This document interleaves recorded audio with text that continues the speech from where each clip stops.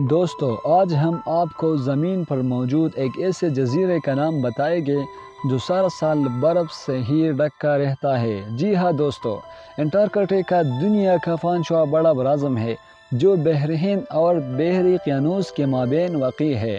براعظم انٹارکٹیکا خشک اور سرد براعظم ہے جو مکمل طور پر برف سے ڈھکا ہوا ہے۔ کہا جاتا ہے کہ براعظم انٹارکٹیکا 97% سے لے کر 98% تک برف ہی برف پائی جاتی ہے۔ یہاں بارش بھی نہیں ہوتی اور ایک تحقیق کے مطابق تقریباً پچھلے 30,000 سالوں سے براعظم انٹارکٹیکا میں بارش نہیں ہوئی، لیکن خشکی، سردی اور بارش کے نہ ہونے کے باوجود 90% سے زائد میٹھے پانی کے ذخائر انٹارکٹیکا میں پائے جاتے ہیں۔ دنیا کے تمام براعظموں کی مکمل اوسط لمبائی کے مقابلے میں براعظم انٹارکٹیکا 5% بڑا ہے۔ لیکن حیران کن بات یہ ہے کہ اتنا بڑا براعظم ہونے کے باوجود یہاں کوئی بھی انسان مستقل طور پر رہائش پذیر نہیں ہے، اور اس کی سب سے بڑی وجہ یہ ہے کہ یہ براعظم مکمل طور پر برفیلا اور سرد ہے۔ لیکن اس براعظم کی سائنسی تحقیقات کے مقاصد کے لیے مختلف ممالک سے تعلق رکھنے والے سائنسدان گروپس کی شکل میں رہتے ہیں، لیکن یہ بھی کہا جاتا ہے کہ گرمیوں کے موسم میں ان سائنسدانوں کی تعداد 5,000 سے زیادہ ہوتی ہے۔ لیکن جو ہی سردی آتی ہے اور اس براعظم کا ٹمپریچر بڑھتا ہے تو ان کی تعداد 5,000 سے کم ہو کر 1,000 رہ جاتی ہے۔ اس تحقیق سے یہ بھی اندازہ لگایا جا سکتا ہے کہ اتنی سردی اور خشکی والے خطے میں انسانوں کا رہنا ممکن ہی نہیں ہے۔ لیکن کہا جاتا ہے کہ ہر سال کے سردیوں کے موسم کے آخر میں پینگوئن براعظم انٹارکٹیکا کے کناروں پر جمع ہوتے ہیں۔ انٹارکٹیکا یونانی لفظ انٹا-آرکٹوس سے نکلا ہے جس کا مطلب ہے ارکٹیک کے مد مقابل۔ اس براعظم کو پہلی بار روسی جہاز ران میخائیل لیزاریو اور پاویان گوٹلیب نے 1820 میں دیکھا۔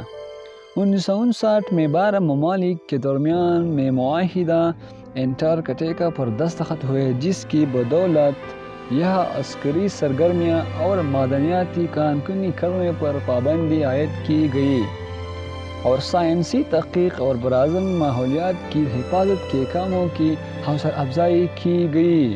یہاں کم سے کم درجہ حرارت -80 سے -90 ڈگری سینٹی گریڈ تک پہنچ جاتا ہے۔ اس براعظم میں صرف سائنسی تحقیق ہی کی جاتی ہے۔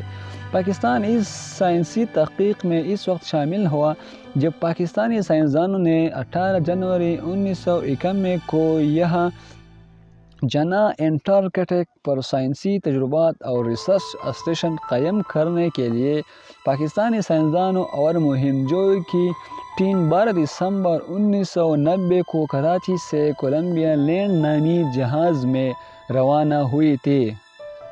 اس ٹیم میں 40 افراد شامل تھے اور یہ وزارت سائنس و ٹیکنالوجی، نیشنل انسٹی ٹیوٹ آف اوشنوگرافی پاکستان، بریہ اور پاکستانی بحریہ کی مشترکہ مہم تھی۔ مہم کی قیادت کموڈور وسیم احمد کے ذمہ تھی، جن کا تعلق پاکستانی بحریہ سے تھا، جبکہ مہم کے چیف سائنٹسٹ ڈاکٹر ایم ربانی تھے، جو نیشنل انسٹی ٹیوٹ آف اوشنوگرافی سے تعلق رکھتے تھے۔ یہ 25 جنوری 1991 کی تاریخ تھی اور جمعہ کا مبارک دن تھا جب قرآن پاک کی تلاوت کے بعد انٹارکٹیکا کی سرزمین پر پاکستان کے قومی ترانے کے ساتھ پاکستان کا قومی پرچم لہرایا گیا، اور پاکستانی وقت کے مطابق دن کے 11:30 بجے ٹیم کے قائد کموڈور وسیم احمد نے جناح انٹارکٹیک ریسرچ اسٹیشن قائم کرکے اس کی چابیاں مہم کے چیف سائنٹسٹ ڈاکٹر ایم ربانی کے سپرد کر دیے۔ جناح انٹارکٹیک ریسرچ اسٹیشن کے قیام سے پاکستانی سائنسدانوں کے لیے یہ ممکن ہو گیا کہ وہ سارا سال مختلف موسمیاتی کیفیات، مثلاً ہوا کی رفتار، ہوا کا رخ، درجہ حرارت، نمی کا تناسب، سورج کی روشنی، بارش اور برساتی پانی کے نکاس وغیرہ کا مسلسل مشاہدہ کر سکے اور یوں انٹارکٹیکا کے بارے میں مکمل معلومات حاصل کر سکے۔ انٹارکٹیکا پر اس وقت مختلف ممالک کے تقریباً 90 ریسرچ اسٹیشن قائم ہیں۔ انٹارکٹیکا پر بھارت کے ریسرچ اسٹیشن بھی قائم ہے جس کا نام بھارت اسٹیشن ہے، جو کہ 2012 میں قائم کیا گیا اور پورا سال فعال رہتا ہے، جبکہ پاکستانی اسٹیشن محض گرمیوں میں ہی کام کرنے کے قابل ہے۔ اس کے علاوہ پاکستان کی طرف سے انٹارکٹیکا پر ایک موسمیاتی اسٹیشن بھی قائم کیا گیا ہے جسے اقبال آبزرویٹری کا نام دیا گیا ہے۔ 1993 کے بعد یہاں پاکستان کا کوئی عملہ سائنسدان یا محقق انٹارکٹیکا نہیں گیا کیونکہ حکومت کی طرف سے کوئی فنڈنگ مہیا نہیں کی گئی۔ 2020 میں پاکستان کی سائنسی اور ٹیکنالوجی کی وزارت، جس کے ماتحت یہ ریسرچ سینٹر ہے، نے ارادہ ظاہر کیا کہ پاکستان دوبارہ انٹارکٹیکا پر اپنی تحقیق شروع کرے گا، مگر فی الوقت اس پر کوئی پیش رفت سامنے نہیں آ سکی۔ دوستو، انٹارکٹیکا میں موسمیاتی تبدیلی بھی ہمارے لیے خطرناک ہو سکتی ہے۔ انٹارکٹیکا میں برف کی صورت میں موجود پانی کے ذخیرے کا اندازہ لگانا مشکل ہے۔ بھارت سے 4.5 گنا سے زائد علاقے پر پیلی برفانی پہاڑوں کی اونچائی چند مقامات پر 4000 میٹر سے زائد ہے۔ دنیا میں موجود میٹھے پانی کا 70% سے زائد حصہ منجمد شکل میں یہاں موجود ہے۔ اس کا منجمد رہنا بے حد ضروری ہے۔ فرض کیجیے کہ اگر یہ مکمل طور پر پگھل جائے تو پوری دنیا کے سمندروں کی سطح 61 میٹر مزید اونچی ہو جائے گی۔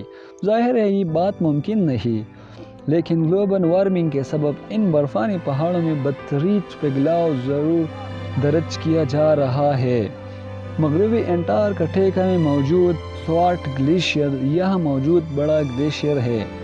علمیہ یہ ہے کہ یہ تیزی سے پگھل رہا ہے۔ اٹلانٹک کونسل سے وابستہ ماہر ماحولیات جیف کوڈیل نے رولنگ اسٹون میں اپنے مشاہدات درج کیے ہیں۔ کسی طرح 2019 میں انہوں نے انٹارکٹیکا کے تہوارٹ گلیشیئرز کو اپنے جہاز سے قریب سے دیکھا، لیکن دوسرے ہی دن یہ منظر تھا کہ گلیشیئر کے سامنے ایئر کرافٹ سے بڑے آئس برگ تیر رہے تھے۔ بعد میں سیٹلائٹ امیجز سے پتہ چلا کہ 21 میل چوڑا برفانی پہاڑ پگھل کر گلیشیئر سے ٹوٹ چلا۔ تہوارٹ گلیشیئر، جسے ڈومس ڈے گلیشیئر، قیامت خیز گلیشیئر بھی کہا جاتا ہے، انٹارکٹیکا کے بے شمار برفانی تودوں کے لیے بڑے ڈیم کی طرح کام کرتا ہے اور انہیں سمندر میں لڑکنے سے روکتے رکھتا ہے۔ اس کے پگھلتے ٹوٹتے منظر نے دنیا کو فکرمند کر دیا۔ کہا جاتا ہے کہ یہ سانحہ اگلے 5 سالوں میں ممکن ہے۔ اس کے سبب سطح سمندر کی اونچائی میں اضافہ ہو سکتی ہے اور اس سے کروڑوں انسانوں کی زندگی کو خطرہ لاحق ہو سکتی ہے۔ انٹارکٹیکا میں لوگ سیاحت کے لیے بھی جاتے ہیں۔ سالانہ طور پر 34,000 لوگ جنوبی کنارے کا دورہ کرتے ہیں۔ انٹارکٹیکا دنیا کے سب سے زیادہ مقبول سیاحتی مقامات میں سے ایک بن گیا ہے۔ 1969 کے بعد براعظم کے زائرین کی اوسط تعداد میں کئی سو سے 34,000 سے زیادہ آج تک بڑھ گئی۔ انٹارکٹیکا میں سیاحت کی صنعت 1950 کی دہائیوں میں شروع ہوئی، جب چلی اور ارجنٹائن نے بحری ٹرانسپورٹ بحری جہاز کے شمال میں صرف جنوبی شیٹ لینڈ جزائر کو کرایہ ادا کرنے والے مسافروں کو لے کر شروع کیا۔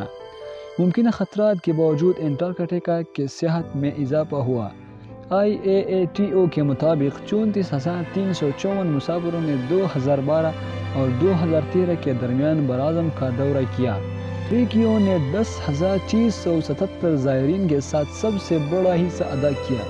اس کے بعد جرمنی، آسٹریلیا اور برطانیہ سے بھی بہت سے لوگ سیاحت کے لیے گئے تھے۔ انٹارکٹیکا پر بہت سی ممالک نے قبضہ جمانے کی کوشش کی۔ براعظم انٹارکٹیکا کی تو گویا دنیا ہی اور ہے۔ ادھر پوری دنیا اپنے پیدا کردہ مسائل سے سرپول کر رہی ہے، ادھر انٹارکٹیکا کے دیوگل برفانی اور عدم بیزار تودے بڑے غرور سے ایستادہ ہے۔ برف کے یہ دیوگل پہاڑ اور آنکھیں خیرہ کر دینے والا قدرتی حسن ہی صرف انٹارکٹیکا کو دیگر براعظموں میں ممتاز نہیں کرتا، بلکہ یہاں پائی جانے والے نایاب جانوروں کی نسلیں اور آن گین قدرتی وسائل کے بڑے بڑے ذخائر بھی دنیا کی توجہ یہاں سے ہٹنے نہیں دیتا۔ لیکن کیا کیجیے کہ 6 براعظموں کے رہنے والے اپنے گمبھیر مسائل کے باوجود اس پرسکون جگہ کا ماحول تباہ کرنے اور ان برفانی تودوں کا غرون خاک میں ملانے کے لیے انگڑائی لے چکی ہے۔ انٹارکٹیکا دنیا کا واحد براعظم ہے جہاں حکومت نامی کسی شے کا وجود نہیں۔ سیکریٹریٹ آف انٹارکٹک ٹریٹی کے نام سے ایک دفتر البتہ یہاں موجود ہے۔ یہ مختلف ممالک کا ایک مشترکہ گروپ ہے جس کا کام انٹارکٹیکا میں سائنسی تحقیقات کے نام پر براعظمان ممالک کے معاملات کا جائزہ لینا ہے۔ انٹارکٹیکا براعظم آسٹریلیا سے دگنے رقبے پر محیط ہے۔ سونا، ہیرے، کوئلے اور کاپر سے لے کر تیل گیس کی قدرتی سوغات یہاں بڑی تعداد میں موجود ہے۔ دنیا کے 53 ممالک یہاں سالوں سے امن اور سائنسی تحقیقات کے میدان میں مشترکہ کام کر رہی ہے۔ مختلف ملکوں کا یہ اتحاد بظاہر تو ایک آئیڈیل صورتحال ہے، لیکن اندرونی کہانی بڑی کربناک ہے۔ ایک آزاد اور خوشحال براعظم پر قبضے کی یہ کہانی جس پر لوگ کان دھرنے کو تیار نہیں، کئی دہائیوں بعد بطور تاریخ نصابوں میں شامل کی جائے گی۔ بہتر ہے کہ اس بات کو اس وقت بھی تسلیم کیا جائے کہ انٹارکٹیکا کے زمینی وسائل پر قبضے کی جنگ شروع ہو چکی ہے۔ جلد ہی انٹارکٹیکا معاہدے کی دھجیاں بکھرتے دنیا اپنی آنکھوں سے دیکھ لے گی۔ سر جنگ کے گہرے بادلوں کے سائے میں یہ معاہدہ 1959 میں طے پایا تھا، جس کی وجہ سے اس براعظم کو کسی بھی فوجی کارروائی اور نیوکلیائی اسلحے سے پاک رکھا جائے گا، اور یہاں کسی قسم کی کان کنی نہیں کی جائے گی تاکہ اس خطے کی قدرتی وسائل کا تحفظ یقینی بنایا جا سکے۔ اس معاہدے پر دستخط کرنے والے اولین اور اصل اراکین 12 ممالک تھے، جن میں ارجنٹینا، آسٹریلیا، بیلجیم، چلی، France, Japan, New Zealand, Norway, روس، ساؤتھ افریقہ، UK اور امریکہ شامل تھے۔ یہ ممالک اس بات پر بھی متفق ہوئے تھے کہ 2048 تک کوئی ملک یہاں ملکیت کا دعویٰ نہیں کرے گا۔ اس معاہدے میں بعد میں برازیل، چین اور آئس لینڈ سمیت بے شمار ممالک شامل ہو گئے۔